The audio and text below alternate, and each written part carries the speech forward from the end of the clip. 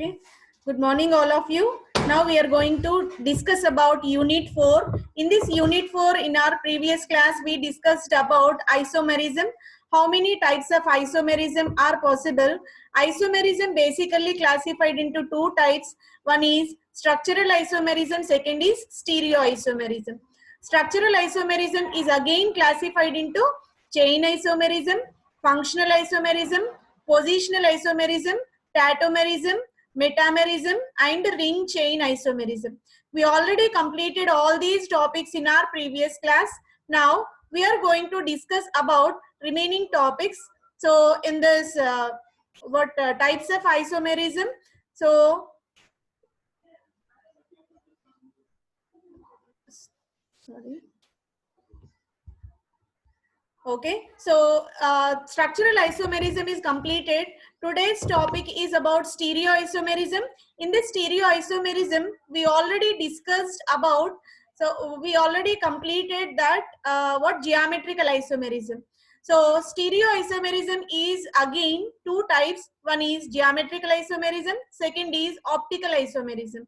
Okay, so geometrical isomerism was completed. Geometrical isomerism is represented in cis transforms. Two similar functional groups on the same side is called cis isomerism. Two similar groups on the opposite side is called trans isomerism. Okay, and in that geometrical, again we have EZ nomenclature. EZ isomerism is also there. E stands for entagogin, which gives trans isomerism. Z stands for Jusamen, which is cis isomerism. So that type of geometrical isomerism was totally completed. In today's topic, we are going to discuss about optical isomerism. Optical isomerism is nothing but, so these are the two compounds which contain same number and kind of atoms, and bonds also same, but different spatial arrangement of atoms are there. Spatial arrangement around the carbon atom is different. That is called optical isomerism. Optical isomers occurs when substances have same molecular formula, structural formula, but one cannot be superimposed on another. Superimposability in the sense, when we are taking one compound, if both the compounds exactly matching with second one, when reinforced, that is called superimposability. So when these two compounds are non-superimposable, that non-superimposability is called optical isomerism. So optical isomers are basically two types. One is enantiomers, second is diastereomers.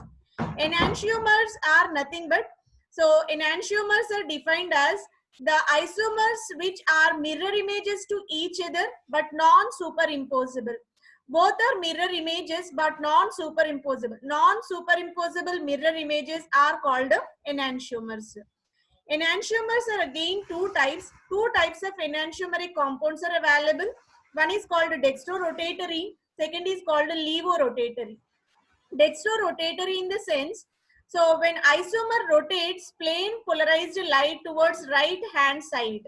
When any compound was passed through the monochromatic light or plane polarized light, we will discuss what is plane polarized light in the next class.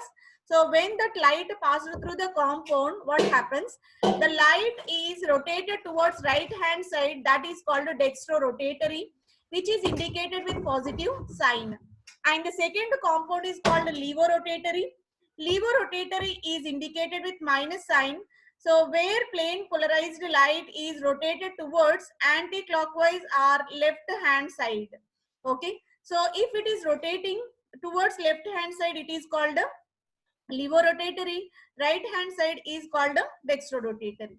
Let us see the example under this category. When we are taking this erythros, D plus erythros and L minus erythros, D plus erythros is represented as here this compound having OH functional groups towards right hand side. L minus erythros where OH functional groups are in left hand side. When we keep a mirror here, this compound exactly resembles the second isomer. So these two are called mirror images, but when we take the second compound and reinforcing on the first one, it is not superimposable. It is not reinforcing on the first compound. Hence it is called enantiomeric pair. And the next, let us see what are the properties of enantiomers. Enantiomers physical properties are exactly same. Similar type of enantiomers have similar physical properties.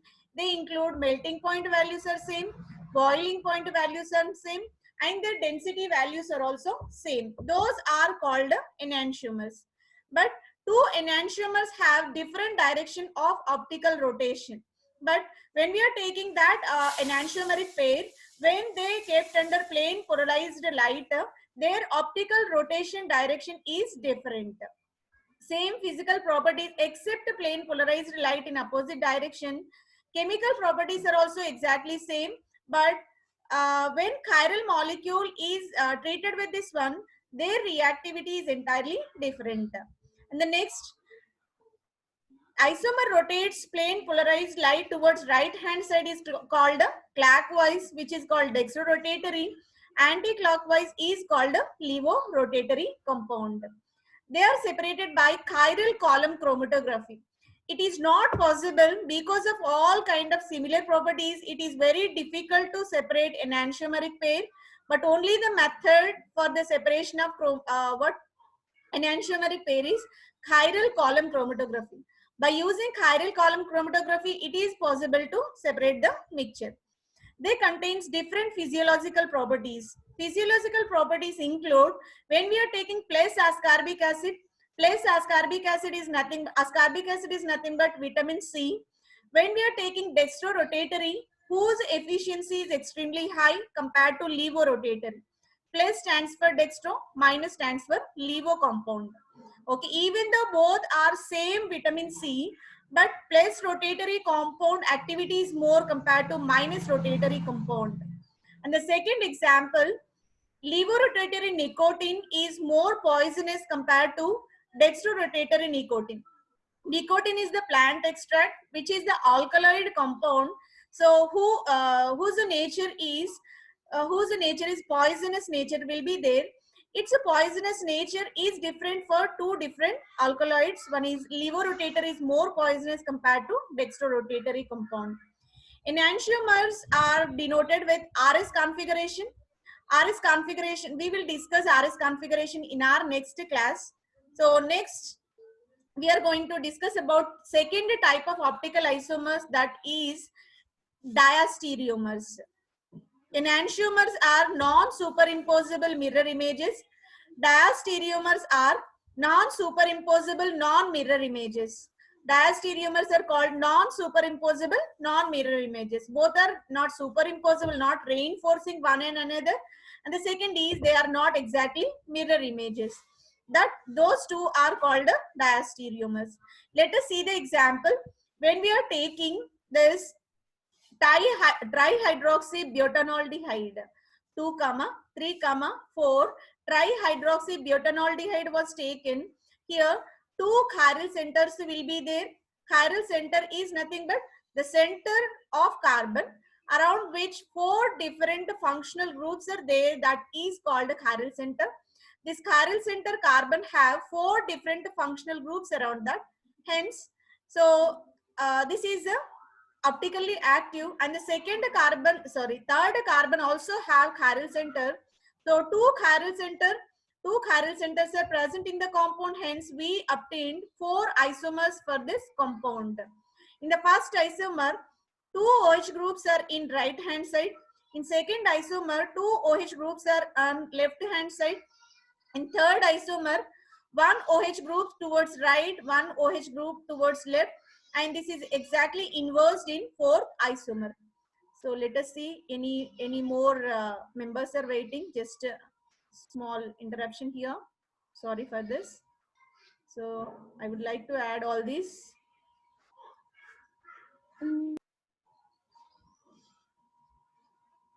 Okay.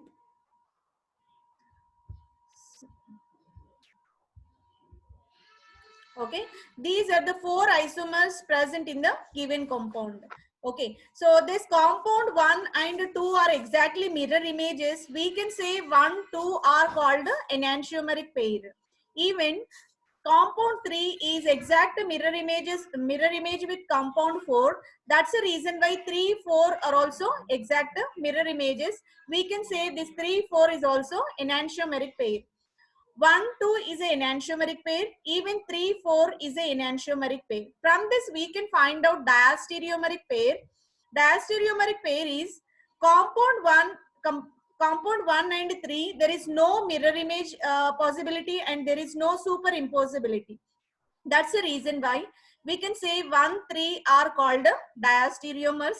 Even compound 1 with compound 4, nothing but isomer 1 with isomer 4. Again, there is no superimposability. We can say 1, 3, 1, 4, 2, 3, 2, 4 are non-mirror images. 1, 3, 1, 4, 2, 3, 2, 4 are non-superimposable, non-mirror images. Hence, these four are called diastereomers. Here, we got the example. In case of first compound, OH group is front side. OH group, NH2 group is also front side. Dark line indicate that group is towards the viewer. Okay, towards us. So that's the reason why here OH group is towards us. NH2 group is also towards us. When we are taking this compound and the second compound is again mirror image of this one. Here, this is called L-threonine and this is called D-threonine. In case of this one, the configuration of this compound is taken as 2s and 3r. In case of second compound, this is 2r and 3s. Here it is not exactly matching. Hence, these two pair is called diastereomeric pair. We will discuss about what is RS nomenclature, what is RS notations in the given organic compound in our next class. And the next is about properties of diastereomers. Diastereomers are different compound. That's the reason why their physical properties also varied. They are not exactly same. Physical properties of diastereomers are entirely different because they are non-superimposable, non-mirror images. They do not have same overall shape.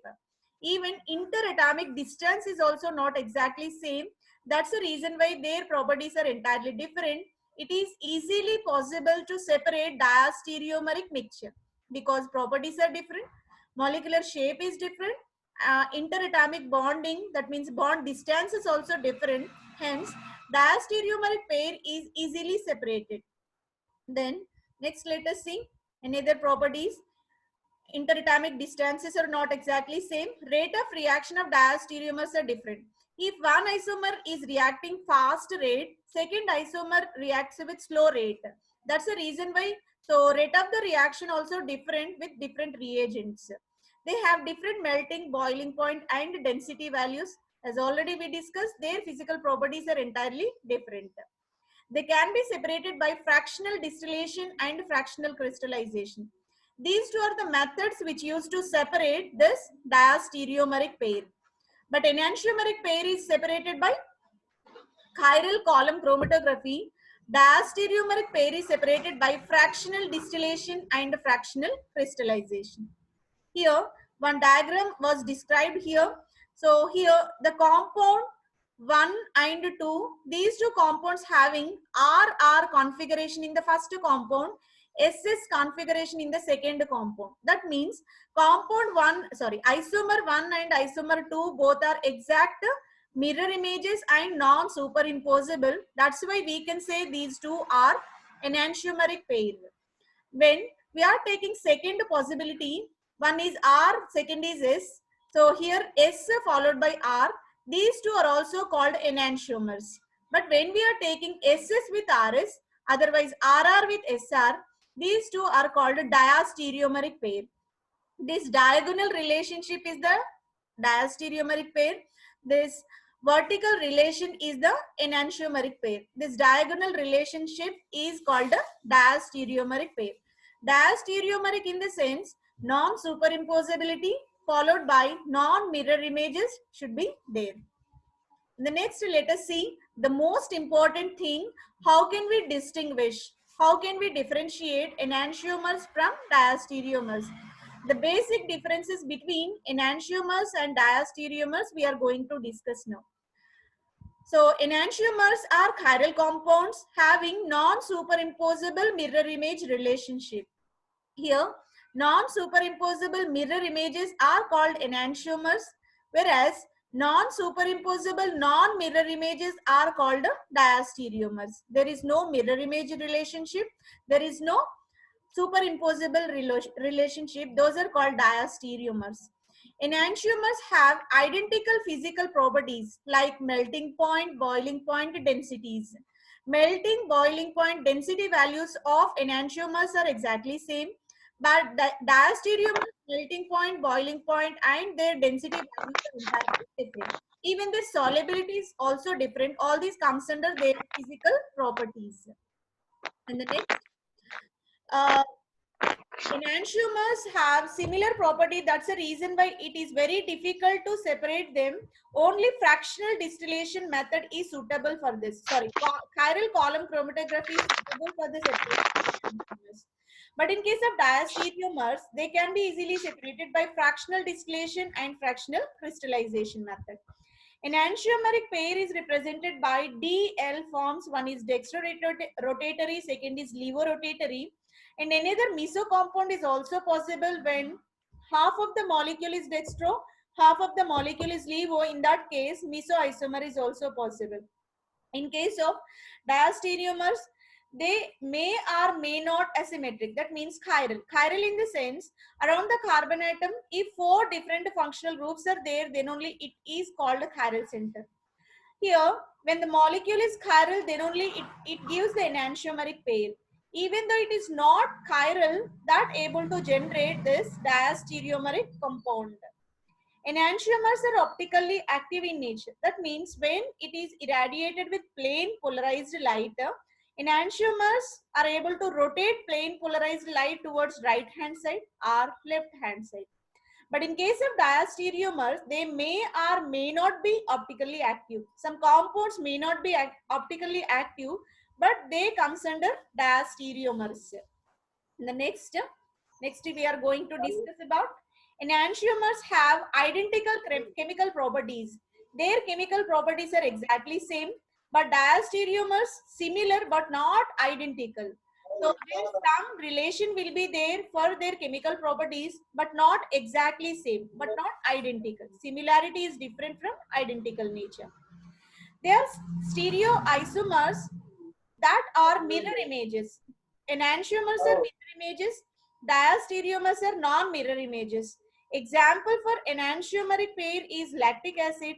Example for diastereomeric pair is tartaric acid. Even we saw different examples for enantiomers and diastereomers. Okay.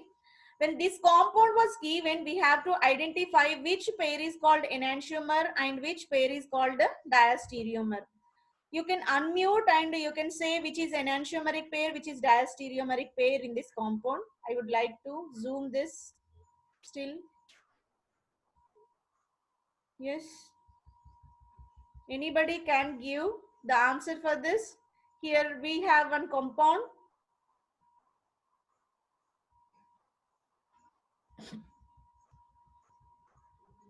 Please reply here. In this compound, OH, H are there in first compound, second compound H, H are there. This pair 1 and 2 is called enantiomer or diastereomer. Anybody? Diastereomer. It is Stereomer. diastereomer. That is the correct answer. When we are taking this compound 2 and 3, OH, NH2 is there, OH, H is there. Which pair it is? Diastereomer. Diastereomers. Diastereomer. That is the correct answer.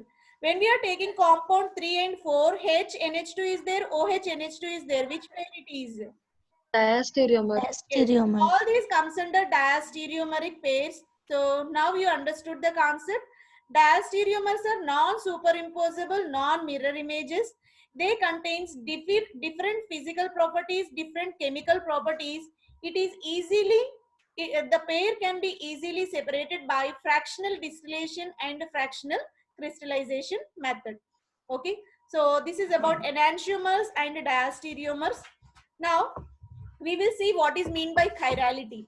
So in the last topic we discussed about chiral compounds are important. Chirality is important factor for enantiomers. Chirality is not required for diastereomers. Now let us see what is meant by chirality, what is meant by chirality, and which compound is called chiral. Which compound is called chiral? Let us see. Okay, chirality in the sense, I'll show one compound. I'll show one compound here.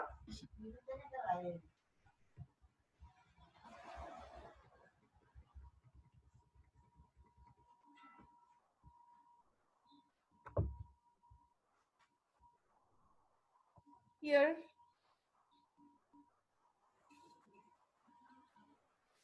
just wait. Symmetry and chirality. Chirality in the sense, the compound, the carbon which contains four different functional groups around that is called chiral carbon. If we are taking one carbon, around that one OH group, one Cl group, one hydrogen, one methyl group is there, four different functional groups are there, that carbon is called chiral carbon. Okay, when chiral carbon is there, then only that becomes optically active. Sorry, we are going to because this session is going to be ended in 5 minutes. Again, I will send the link. Please rejoin in the link. I'll share the link through your WhatsApp, because it is giving limited time to us. Okay, so we will continue the session with the symmetry elements. So optical activity and chiral center. Chiral center is nothing but, so the carbon which contains four different functional groups around that is called chiral carbon atom. So when four different functional groups are present, that is also called as asymmetric carbon atom. Okay, the compound should become optically active or chiral or asymmetric.